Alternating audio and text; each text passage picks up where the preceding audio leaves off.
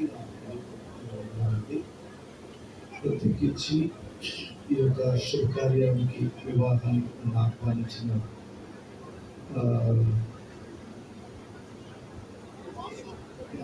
కుమార్తెగా వాసుకి శివ యొక్క తల్లిదండ్రులకి నా హృదయపూర్వకండి.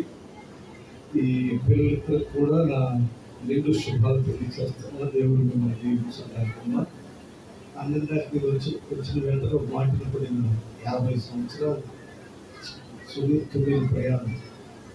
అమ్మగారు ఇక్కడే ఉన్నారా? అది ప్రపంచంలో అన్ని బంధాల కంటే శ్రేష్టమైన బంధం ఈ యొక్క వివాహ బంధం. మంచిది. చిన్న ప్రార్థన చేసి 4 మాటలు చెబుతానండి. పరిశుద్ధుల ప్రేమ కలిగిన తండ్రి, మీకు స్తోత్రం ఆయన. బాబు వాసును బట్టి, పాప హెప్సీ వారిని బట్టి స్తుతిస్తున్నాను నాయన. మీ అనాది సంకల్పంలో వీరిని భార్య భర్తలుగా కోసం ఉద్దేశించి ఈ దినమును తండ్రి వారి తల్లిదండ్రులిద్దరికీ ఇరు తల్లిదండ్రులకు సమ్మతి గల మనసునిచ్చి ఈ దినాల ఈ పరిశుద్ధ వివాహం ఇంత ఘనముగా మహిమకరంగా జరిగిస్తున్నందుకు స్తోత్రం.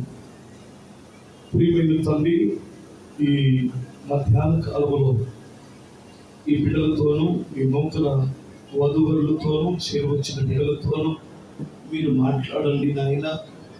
అల్పుడును ఎన్నిక లేని నన్ను మరొకసారి మీ చేతుల్లో సమర్పించుకుంటున్నాను తండ్రి. మీరు మాట్లాడమని యేసుక్రీస్తు శక్తి కలిగిన నామములో అడుగుచున్నాను తండ్రి. ఆమేన్. మంచిది. వివాహ సందర్భంగా మీకు తెలియని విషయాల్ని చెబుతున్నారు. మనం ప్రతి వివాహంలో చక్కగా వింటున్నాం. కాకపోతే సందర్భానుసారంగా 2 మాటలు మరొకసారి వినడం మంచిది. ఇక్కడ చాలా మంది మాట్లాడుకుంటున్నారు. ఎందుకంటే పెళ్లి మారిగాడు కదా, వాసు హెప్స్పా ఇద్దరులే అనుకుంటున్నారు. ఇక్కడ మనం 3 రకాలైన వారు ఉన్నాం. ఆల్రెడీ పెళ్లి చేసుకొని కాపురాలు చేస్తున్న వారు. కొందరైతే ఎందుకు చేసుకున్నారా అవసరంగా బాధపడే వాళ్ళు కూడా లేకపోలేదు. అలా మీకు ఏమైనా బోరు కొట్టిందంటారా? 50 ఏళ్లలో బోరు కొట్టలేదు. చూసారా? అలా ఉండాలి. మరి కొంతమందికి ఎందుకు చేసుకున్నా అని ఒక రకంగా దిగులుపడే వారు ఉన్నారు. రెండో బ్యాచ్ ఎవరంటే వీళ్ళిద్దరే త్వరగా లేకపోతే మాటలు చెప్పి మా పెళ్లి చేస్తే మా దారికి వెళ్ళిపోతాం అన్నట్లు వీళ్ళిద్దరు కూడా ఎదురు చూస్తున్నారు. ఇంకో బ్యాచ్ ఉంది, వాళ్ళది అల్లరి బ్యాచ్. అదేంటంటే ఇలా జంట చూసినప్పుడల్లా నాకు ఇప్పుడు పెళ్లి అయిందా అని పెళ్లి గారి వారు కూడా ఎదురు చూసే వారు ఉన్నారు. వీళ్ళందరూ కలిసి మనం తప్పనిసరిగా వినాల్సిందే. ఎందుకంటే వివాహము అన్ని విషయంలో ఘనమైనదిగా ఎంచండి అని బైబిల్ చెబుతుంది. ఏదో తూతు మంత్రంగా వివాహం జరిగించకూడదు, అలా జరగకూడదు. ఘనమైనటువంటిది ఘనముగానే జరగాలి. ఒకసారి మీరు ఆలోచిస్తే వివాహాన్ని గురించి ఇందాక నేను వచ్చేసరికి చదివి ఉండొచ్చు బహుశా వాక్యాలు. నరుడు ఒంటరిగా ఉండటం మంచిది కాదు, వానికి సాటి అయిన సహాయము చెయ్యాలని దేవుడైన యెహోవా అనుకున్నాడట. అంటే యెహోవా అనగా సర్వశక్తి గల దేవుడు అని అర్థం. యెహోవా అనగా స్వయంభవుడు, తనకు తానే ఉన్నవాడు. ఆయన ఎవరో పుట్టించలేదు, కనలేదు. ఆయనే సర్వశక్తి గలవాడు, అన్నిటినీ సృష్టించిన సృష్టికర్త. యెహోవా అనగా సర్వంతర్యామి, అన్ని చోట్ల వ్యాపించి ఉన్నవాడు అని అర్థం. అంటే ఆ మహాదేవుడు వివాహం జరిగించాడు అంటే దాంట్లో ఒక అద్భుతమైన పరమార్థం ఉంది అని అర్థం అన్నమాట. చూడండి, మన జాతులు వేరుగా ఉన్నాయి, దేశాలు వేరైనా వివాహ అనుబంధం మాత్రం ప్రపంచవ్యాప్తంగా ఒకటే. ఎక్కడైనా ఏ దేశానికి వెళ్ళినా వివాహ బంధం ద్వారానే కుటుంబాలు కట్టబడుతున్నాయి. వారి ఆచారాలు వేరుగా ఉన్నా. అంటే గమనించండి, దేశానికి ఒక దేవుడు లేడు, ప్రపంచానికి ఒక దేవుడు ఉన్నాడు. ఆ దేవుడే మానవులను సృష్టించడానికి వివాహ వ్యవస్థ మనకు చెప్పకనే చెప్పటం లేదా? ప్రపంచంలో అడవిలో ఉండేటువంటి వాడు ట్రైబులు కూడా వివాహం ద్వారానే బిడ్డలను కంటారు, భార్య భర్తలు కలిసి ఉంటున్నారు. గమనించాలి. దీనిని బట్టి చూస్తే ఆ ఒక్క దేవుడు ఒక గొప్ప ప్రణాళికతో వివాహ వ్యవస్థని ప్రారంభించాడు. గమనించాలి. ఈ యొక్క వివాహ వ్యవస్థను ప్రారంభించడానికి దేవునికి ఒక ఉన్నతమైన తలంపులు ఉన్నాయి. అందుకని దేవుడు వివాహం చేసినప్పుడే ఏమన్నాడంటే, మీరు ఫలించి అభివృద్ధి పొంది భూమిని నిందించి విస్తరించి దానిని మీరు లోపరుచుకునుడి అన్నాడు. అంటే గమనించాలి, మానవుడిని దేవుడు వివాహము తర్వాత ఆశీర్వదించాలనుకొని మీరు అనే మాటను ఉపయోగించాడు. అక్కడ నీవు ఫలించి అని చెప్పలేదు. మీరైతే గాని ఫలించరు. అంటే దాని అర్థం ఏంటి? నరుడు ఒంటరిగా ఉన్నప్పుడు నిజమైన ఆశీర్వాదాన్ని అనుభవించలేడు, నిజమైన దేవుని దీవెన పొందలేడు అని అర్థం అన్నమాట. ఇప్పుడు వీళ్ళిద్దరు జంటగా ఉన్నప్పుడు మాత్రమే ఆ ఆశీర్వాదం వస్తుంది. ఏంటి? ఫలింపు, అభివృద్ధి, ఆశీర్వాదము అన్నీ రావాలి అంటే దేవుని దగ్గర నుండి ఖచ్చితంగా వీళ్ళు కలిసి బ్రతకాలి, లేదా వివాహం ద్వారా ఒకటిగా అవ్వాలి. అప్పుడే ఆశీర్వదించబడతాం. కాకపోతే ఒక చిన్న విషయాన్ని, నేను సమయం తక్కువగానే ఉంది, నేను 2 మాటలు చెప్పి ముగిస్తాను. ఏమిటంటే, ఈ రోజుల్లో మనం కొంచెం జాగ్రత్తగా ఆలోచిస్తే వివాహ బంధాలు అంతగా సక్సెస్ అవ్వనట్టుగా కనిపిస్తుంది. ఎందుకంటే విచ్ఛిన్నం అవుతున్నాయి. చాలా వివాహాలు చేసుకునేటప్పుడు ఉన్నంత ఆర్భాటం, వారు పెళ్ళైనప్పుడు ఉన్నటువంటి అంత ప్రేమ ఆ తర్వాత కనిపించట్లేదు. ఇంకా బాధకరమైన విషయం ఏమిటంటే, పెళ్లి కాకముందు భలే ప్రేమ కలిగి ఉంటున్నారు, పెళ్ళైన తర్వాత ప్రేమ లేదు, దోమ లేదు అన్నట్టుంది. కనుక నేను ఈరోజు పరిశుద్ధ గ్రంథంలో నుంచి చెప్పాల్సిన ఒక 4 లేదా 5 మాటలు మీకు జ్ఞాపకం చేస్తాను. పౌలు గారు చెప్పినటువంటి మాటలు మీరు ఇందాక చదివారు కదా. ఏమిటంటే, స్త్రీలారా మీ సొంత పురుషులకు లోబడి ఉండండి, విధేయత చూపించండి. పురుషులారా మీ సొంత శరీరములోని నీ భార్యను ప్రేమింపబద్ధుడవై ఉన్నావు అని. ఇదంతా మనకు తెలుసు కదా. నేను ఏమంటానంటే, ఒక వివాహ బంధము స్థిరపడాలి అంటే వారిద్దరి మధ్యలో 5 లక్షణాలు ఉంటే వారు ఆశీర్వాదకరంగా బ్రతుకుతారు. ఆ 5 విషయాలు నేను త్వరగా చెప్పేస్తాను. మొట్టమొదటిగా పరిశుద్ధ గ్రంథంలో రాయబడి ఉన్నటువంటిది ఏమిటంటే, ఇస్సాకు రిబకాని తన తల్లి గుడారములోనికి తీసుకుని వెళ్ళి ఆమెను ప్రేమించెను అని రాయబడి ఉంటుంది. అంటే వీళ్ళిద్దరి మధ్యలో ఉండవలసినది ఏమిటి? ప్రేమ. అదే పౌలు అంటాడు, నీ సొంత శరీరం వలె ఆమెను ప్రేమించాలి. ఈ ప్రేమ అనేటువంటిది ఏమిటి అంటే, ఈ రోజుల్లో ప్రేమ అనేటువంటిది ఒక పువ్వు ఇచ్చేసి ఐ లవ్ యూ అని చెబుతుంది ప్రేమ అనుకుంటున్నారు. ఎవరు చెప్పారు? పెళ్లి కాకముందు ప్రేమించే ప్రేమ అది ప్రేమ కాదు, వాంఛ. అర్థమవుతుందా? ఆ వాంఛతో వాడు ఏది చేయమంటే అది చేస్తాడు, ఆమె ఏది చేయమంటే అదే చేస్తుంది. అది వాంఛ తప్ప ప్రేమ కాదు. ప్రేమ అనేటువంటిది, ప్రేమలో ఏముంటుందో మీకు తెలుసు కదా. ప్రేమ సహిస్తుంది, క్షమిస్తుంది. అర్థమవుతుందా? ప్రేమ తాగుకుంటుంది, ప్రేమ త్వరగా కోపపడదు, ప్రేమ అమర్యాదగా నడుచుకోదు, మర్యాద చిప్పుచుకుంటుంది. ప్రేమ అన్నిటినీ తాగుకుంటుందట. అది ప్రేమ అంటే. తాగుకోవడం అంటే తెలుసు కదండి.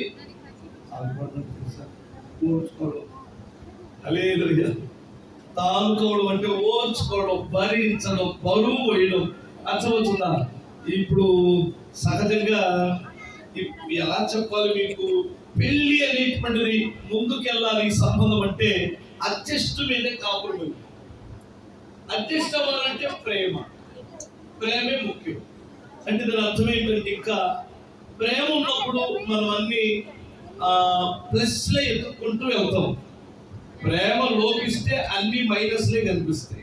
తుమ్మిన తప్పే, దగ్గిన తప్పే, కూర్చున్న తప్పే.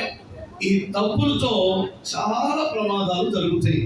అందుకనే యేసుక్రీస్తుని మీరు చూస్తే ఆయన సంఘమును ప్రేమించి తన ప్రాణం పెట్టినంతగా తన జీవితాన్ని తాళపోసాడట. అంటే ప్రేమలో ఇలాంటి త్యాగం ఉంటుంది. కనుక దయచేసి గమనించాలి. ఈ ప్రేమలో మరొకటి ఏమిటంటే త్యాగం ఉండాలి. హల్లెలూయా. మీకు అర్థమవుతుంది అనుకుంటారు. త్యాగం ఏంటి పాస్టర్ గారు? త్యాగం ఏమిటంటే ఈరోజు ఉద్యోగం ఉండొచ్చు, రేపు పొద్దున పోవచ్చు. చెల్లి ఉద్యోగం ఉండొచ్చు, పోవచ్చు అనగానే ఒక రకంగా ఆలోచిస్తున్నారు. ఈ మధ్యకాలంలో ఎవరో చెప్పారు, నిజమైన ప్రేమ భార్య భర్తల మధ్యలో ఎప్పుడు బయటపడుతుందని చెప్పారంటే, భర్తకి డబ్బు లేనప్పుడు, భర్తకి సంపాదన రానప్పుడు నిజమైన ప్రేమ ఉందో లేదో అప్పుడు బయటకు వస్తుందట భార్యలో నుండి. భార్యకి అనారోగ్యం వచ్చినప్పుడు అప్పుడు అసలైన ప్రేమ ఉందో లేదో అప్పుడు భర్తలో బయటపడిందట. అర్థమవుతుందండి. జీవితం అనేటువంటిది కష్ట సుఖాల మధ్యలో ముందుకెళ్ళాలి. రెండో విషయం మనలో ఏముండాలంటే త్యాగం ఉండాలి. ఈ త్యాగం అనేటువంటిది భార్యాభర్తలు ఇద్దరిలో ఉండాలి. నేను ఏమంటానంటే త్యాగము అనేటువంటిది స్త్రీలో ఎక్కువగా కనిపించిందేమో అనిపిస్తుంది. ఎందుకు చూడండి, ఒకసారి మీరు ఆలోచించండి. వీళ్ళు బంధువులు, దగ్గర వాళ్ళు, దూరం వాళ్ళు నాకు తెలియదు. కొన్నిసార్లు ముక్కు ముఖం తెలియనోడికి ఇచ్చేస్తాం అమ్మాయిని. ముక్కు ముఖం తెలియనోడికి ఇస్తే ఆయన అమ్మడిబడి వెళ్ళిపోవాలి. నేను చాలాసార్లు గమనించింది, అనుభవపూర్వకంగా తెలుసుకుంది ఏంటంటే, ఆడపిల్లని పుట్టినప్పుడు ఒక తండ్రి ఎక్కడో లైట్గా ఎంత వద్దనుకున్నా బాధ అనిపిస్తుంది. ఎందుకు అంటే నాకు అప్పుడు అర్థం కాలేదు, కానీ నా బిడ్డలకు పెళ్లి చేసిన తర్వాత అర్థమైంది అసలు ఎందుకు వచ్చింది నా బాధ అని. ఎందుకంటే మా పెద్ద పాపను ఇక్కడే భీమవరం ఇచ్చాం కదా, ఆ పాపని పెళ్లి కూతురు చేసి ఈ భీమవరం పంపించేటప్పుడు ఆ పాప డాడీ నాకు ప్రార్థన చేయని అడిగింది. సరే నేను ప్రార్థన చేస్తానని హాల్లో ఉంటే, కాదు డాడీ నీ రూమ్లోకి వస్తాను ప్రార్థన చేయనింది. నా రూమ్లోకి వెళ్ళిన తర్వాత మోకరించేసి నన్ను ఆ మాట తెలుసుకుంటే ఇప్పటికీ నాకు బాగా వస్తుంది. ఎందుకంటే అప్పటి వరకు నా బిడ్డగానే ఉంది, అప్పుడు వేరొక బిడ్డ అయిపోతుంది. అప్పటి వరకు ఆమె ఇల్లు వేరు, ఆ తర్వాత ఆ ఇల్లు వేరు, ఆమె వాతావరణం వేరు, ఆమె ఇంటి పేరు అన్నీ మారిపోతూ ఉన్నాయి. నన్ను ఆశీర్వదించండి అని మోకరించినప్పుడు ఆ రోజు నేను చిన్న పిల్లవాడిని ఏడ్చినట్టు ఏడ్చాను. ఎందుకంటే వాస్తవంగా చెప్పాలంటే ఒక ఆడపిల్ల తండ్రి మాటకు లోబడి, తల్లి మాటకు లోబడి, వాక్యానికి లోబడి ఆ రిబకా ఎలా వెళ్ళిందో ముక్కు ముఖం తెలియనటువంటి వ్యక్తి దగ్గరికి అలా వెళ్ళవలసి వస్తుంది. ఎందుకంటే ఆ పాపలో ఎక్కువ త్యాగం ఉంటుంది. ఇక్కడ ఒక చిన్న జరిగిన సంగతి మీకు చెబుతాను, జాగ్రత్తగా వినండి.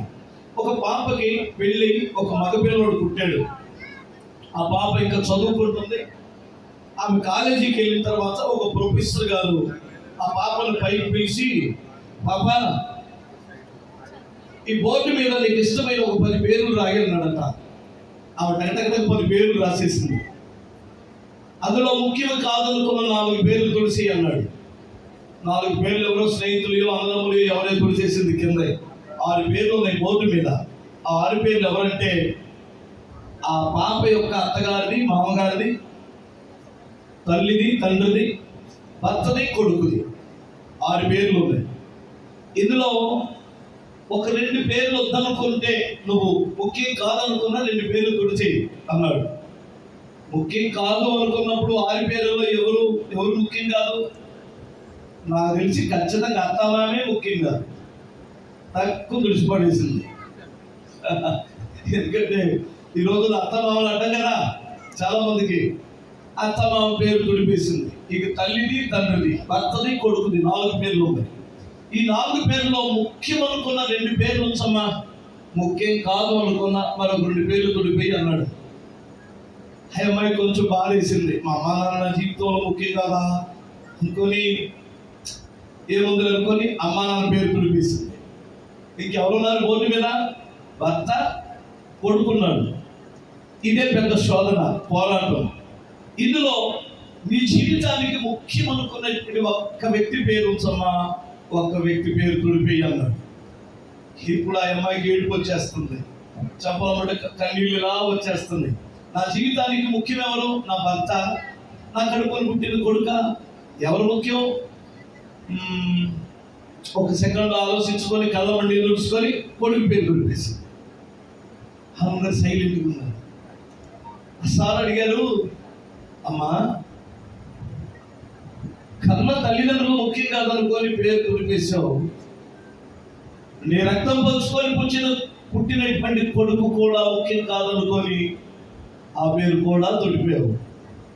మధ్యలో వచ్చిన వాడు నీ భర్త నీకు ఎలా ముఖ్యమయ్యాడో ఒకసారి వివరిస్తావా అని ఆ పాపను నిలబెట్టాడు. అప్పుడు ఆ పాప ఏం చెప్పిందంటే, సార్ మా అమ్మ నాన్న నన్ను ఒక 25 ఏళ్ళు పెంచి ఒక 5 చేతులు పెట్టారండి. మా అమ్మ నాన్న నాకు ఎటు దూరం అయిపోతారు, దూరం అవ్వాల్సిందే, తప్పదు. మరి నా కొడుకుని నేను ఒక 25 ఏళ్ళు పెంచి ఒక ఆమెకి ఇచ్చేస్తాను. వాళ్ళు అమెరికా వెళ్తారో ఆస్ట్రేలియా వెళ్తారో నాకు తెలియదు. కష్టములో సుఖములో బాధలో వేదనలో నేను చనిపోయేంత వరకు నాకు అండగా నిలిచేవాడు, నా అనుకునేటువంటి వాడు, నా సొంతమైన వాడు నా భర్త తప్ప ఈ లోకములో నాకు ఇంకెవ్వరూ లేరు అని చెప్పిందట. అర్థమైందా తల్లి? జీవితంలో భర్త తప్ప ఇంకెవ్వరికి ప్రథమ స్థానం ఇవ్వకూడదు. దేవుడు తర్వాత భర్తకు మాత్రమే ఆ స్థానం ఇవ్వాలి. ఇంత ముఖ్యం అనుకొని వచ్చినటువంటి ఈ భార్యని ఈ భర్త ఎలా చూడాలి? అర్థమైందండి? అందరూ ప్రశ్నించుకున్నారు. ఒక భార్య హృదయంలో భర్తకి తప్ప వేరొక వ్యక్తికి స్థానము ఉండదు. ఎంతనుకున్నా మరి ఈమెకి మన ఇంట్లో ఎలాంటి స్థానం ఉంది? ఆమెను మన ఇంట్లో కలుపుకుంటున్నామా? మనం అమ్మ నాన్న ఏమనుకోతున్నా మాటలు సూటిగా ఉంటాయి. అమ్మ నాన్న అత్త, అదే అమ్మ నాన్న అందరూ కలిసి గుసగుసలు ఆడుతున్నాడు, కోళ్ళు వచ్చేసింది, తక్కువ నోరు కూర్చోనుకో ఆ అమ్మాయి పరాయి పిల్లే కదా. ఎవరికేం అర్థం కావట్లా. ఎప్పుడైతే పరాయి పిల్లగా చూస్తామో, నేనెందుకు నా సర్వస్వాన్ని త్యాగం చేసిన భర్త దగ్గరికి రావాలనే ప్రశ్న తలెత్తింది ఆడపిల్లలు. అందుకని త్యాగం అనేటువంటిది భార్య భర్తల మధ్యలో ఉండాలి. ఆ త్యాగానికి ముఖ్య నిదర్శనం నాకు తెలిసి భార్యే అంటారు. ఎందుకంటే భర్త కొరకు ఇంటిని త్యాగం చేస్తుంది, బిడ్డల కొరకు తన ప్రాణాన్ని కూడా త్యాగం చేస్తుంది. నువ్వు చచ్చిపోతావనే సంగతి చెప్తే కూడా గర్భం ధరించింది ఒక స్త్రీ, అది త్యాగం కదా? చెప్పండి. ఇప్పుడు 2 విషయాలు చెప్పాను నేను. భార్య భర్తల మధ్యలో 1 ప్రేమ, 2 త్యాగం ఉండాలి, 3 బాధ్యత ఉండాలి. హల్లెలూయా. ఏముండాలండి? బాధ్యత ఉండాలి. ఎంత బాధ్యత అంటే సంఘమును పోషించి సంరక్షించి దానిని ఆయన ఎదుట నిలబెట్టుకున్నటకు తనను తాను దాని కొరకు ఏం చేశాడు? అప్పగించుకున్నాడట. స్తోత్రం చెప్పాలి. చూసారండి, దీని పేరేమంటారంటే బాధ్యత. ఒక పురుషుడు మగసిరి కలిగి కుటుంబాన్ని పోషించే వ్యక్తిగా ఉంటాడు. ఒక స్త్రీ తన భర్త ఎడల తన కుటుంబం ఎడల బాధ్యత కలిగి ఉండాలి. ఇప్పుడు ఈ తల్లిని వీళ్ళ అత్తమామ ఎవరో నాకు తెలీదు, ఈ బాబు తల్లిదండ్రులు ఎవరో తెలీదు, ఆ పాప తల్లిదండ్రులు ఎవరో నాకు తెలియదు, కానీ వీళ్ళిద్దరూ 2 కుటుంబాల మీద బాధ్యత కలిగి ఉండాలి. ఎంతో ఇప్పుడు ఈ రోజున పెళ్ళైన వెంటనే చాలా మంది బాధ్యతలన్నీ మర్చిపోతున్నారండి. బాధ్యతలన్నీ మర్చిపోయినప్పుడే సమస్యలు వస్తున్నాయి. వీళ్ళిద్దరూ సుఖంగా సంతోషంగా బ్రతకాలి అంటే వీళ్ళిద్దరు మాత్రమే కలిసి ఉంటే కొద్దిగా జీవించలేదు. అర్థమవుతుందంటారా? ఏమన్నా అర్థమవుతుందా? తల్లిదండ్రులు సపోర్ట్ అయితే ఉంటేనే ఈ ఆశీర్వాదకరంగా బ్రతుకుతారు. కనుక ఆ తల్లిదండ్రులు కూడా బాధ్యత కలిగి చూసుకోవాలి. ఎగ్జాంపుల్ ఎలా చెప్పాలి మీకు?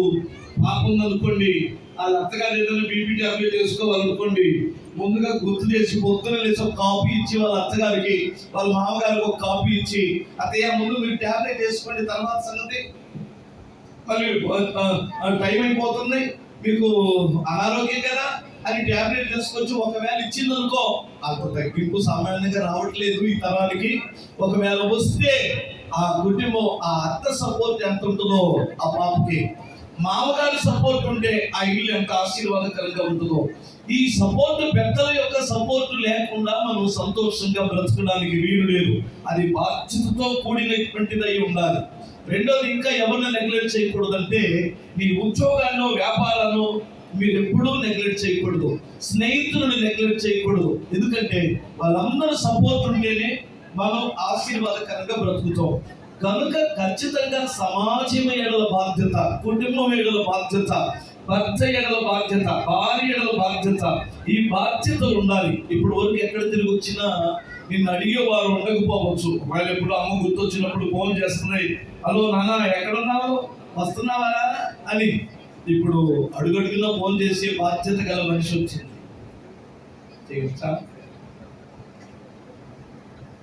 లేదు, నవలాకం అవుతున్నాడు అబ్బాయి. అడుగడుగునా హలో వస్తున్నావా, అయ్యి బాబోయ్. మరి ఏంటనుకున్నారు? కాపరి, భార్య కాపర లాంటిది. నేను అంటాను, యేసు ప్రభువును నమ్ముకున్నటువంటి వాళ్ళు పాపంలో పడిపోకుండా ఒక భార్య మనతోనే ఉంటే ఎంత దివ్యంగా, చెక్కు చెదరకుండా మన పరిశుభ్రత కాపాడబడిందండి. భార్య ఎప్పుడు పక్కన ఉంటే మీరేమంటారు? మళ్ళీ సెక్యూరిటీ అండి. భార్య ఎప్పుడు పక్కన ఉండాలండి. ఎందుకు? ట్యాబ్లెట్లు అందించడానికే కాదు, మన చూపు మారకుండా, మన ఆలోచన మారకుండా 24 గంటలు మనతోనే ఉంటే ఎంత బాగుంటుందో భార్య. ఎందుకంటే పరిశుద్ధత కాపాడుకున్నట్టు యందు భార్య ఎంత చక్కగా తోడ్పడిద్దండి. ఎవరో ఒక పెద్ద ఆయన అన్నాడు, వాళ్ళ ఆవిడ ఫోటో ఎప్పుడు జోబులు పెట్టుకుంటాడట. ఎవరైనా అందమైన స్త్రీ కనిపించింది అనుకోండి, అలా చూడాలనిపిస్తే అక్క నేను భార్య ఫోటో చూసుకుంటాడట. నా భార్య కంటే అదే బాగుంది అనుకుంటాడట. అర్థమవుతుందండి. ఎందుకంటే అలాగూ మనం ఉన్నప్పుడు ఎంత బాగుంటుందో బాధ్యత. ఇంకొక మాట చెప్తానే, 4వ మాట, నమ్మకం. నమ్మకంగా ఉండాలి, నమ్మాలి. నమ్మకంగా ఉండాలి, నమ్మినప్పుడు వారికి కొంత స్వేచ్ఛనిస్తాం. ఈ రోజున మనం నిల్చోమంటే నిల్చోవాలి, కూర్చోమంటే కూర్చోవాలి, లేవమంటే లేవాలి. అది అంత పద్ధతి కాదని నాకు అనిపిస్తుంది. ప్రతి మనిషి స్వేచ్ఛగా బ్రతికే స్వతంత్రం, కొంత స్వేచ్ఛ ఉండాలి. భార్య కొంత స్వేచ్ఛను ఇవ్వాలి, భర్తకు కొంత స్వేచ్ఛను ఇవ్వాలి. వారికి కూడా కొన్ని అభిప్రాయాలు ఉంటాయి, ఆనందాలు ఉంటాయి పర్సనల్గా. అంటే దాని అర్థం ఏంటి? ఆమె ఏం తినాలో కూడా మనం చెప్పాలా, ఆమె ఎలా చేపెట్టుకోవాలో చెప్పాలా, ఆయన ఎలా నిల్చోవాలో చెప్పాలా, ఆయన ఎవరితో మాట్లాడాలో ఎవరితో మాట్లాడకూడదో, ఇలాంటి ఆంక్షలు కాకుండా నమ్మకం మీద కాపురం ఉంటే ఆ నమ్మకం మీద ఉన్నటువంటి కాపురం ఆశీర్వాదకరంగా ఉంటుంది. నమ్మండి, నమ్మకంగా బ్రతకండి. ఈ మధ్య కాలంలో ఉన్న భయంకరమైన పరిస్థితి ఏమిటంటే, ఈ సెల్ ఫోన్ చాలా ప్రమాదకరంగా మారింది. భార్యాభర్తల మధ్యలో సీక్రెట్ లాక్స్ ఉండకపోవడం ఎంతో మంచిది. ఒకవేళ ఉన్నా ఒకరు ఫోన్ ఒకరు చెక్ చేసుకోకపోవడం ఇంకా మంచిది అంటున్నారు. మీరు ఏమంటారు తల్లి? ఆయన స్నానానికి వెళ్ళిన దగ్గర నుంచి ఆ ఫోనే ఇది చెక్ చేస్తా ఉంటుంది. ఆమె వెళ్ళినప్పుడు ఈయన చెక్ చేసుకోవడం. అంటే వీళ్ళిద్దరి మధ్య నమ్మకాలు ఉన్నాయా? ఒకసారి మీరు ఆలోచించండి, నమ్మండి. ఒకవేళ భర్తకి మీరు సెల్ ఇస్తే సీక్రెట్ లాక్స్ ఏమి ఉండకూడదు, ఎందుకంటే ఇందులో ఓపెన్గా ఉండాలి. భార్యకి సెల్ ఇచ్చినప్పుడు సీక్రెట్ లాక్స్ ఏమి ఉండకూడదు. ఈరోజు మీరిద్దరు ఏక శరీరం, ఏక మనసు. ఓకే, మీరిద్దరు ఒకటే, రెండు కానే కాకూడదు. మీ ఇద్దరి మధ్యలో రహస్యాలు ఉండకూడదు. దయచేసి మీరు ఒకరినొకరు నమ్మండి. ఇంకొక మాట, 5వ మాట ఏంటంటే, యెహోవా యందు భయము భక్తి కలిగి బ్రతకండి, మీరు మన దేవుడు అధికంగా ఆశీర్వదిస్తారు. ఆదివారం చర్చికి వెళ్ళండి, లేవగానే మోకరించండి, కనీసం ఒక్క అధ్యాయమైన చదవండి, ఒక్క అధ్యాయమైన చదవండి వాక్యం. అప్పుడు మీ స్థితిగతులను దేవుడు మారుస్తారు. ఇప్పుడు నేను 5 విషయాలు చెప్పాను. మీ ఇద్దరి మధ్యలో మీ కుటుంబం ఆశీర్వాదకరంగా ఉండడానికి మీ ఇద్దరి మధ్యలో ఉండవలసింది నెంబర్ 1 ప్రేమ, నెంబర్ 2 త్యాగం, నెంబర్ 3 బాధ్యత, నమ్మకం, దేవుని యందు భయము, భక్తి. ఈ 5 లక్షణాలు మీలో ఉంటే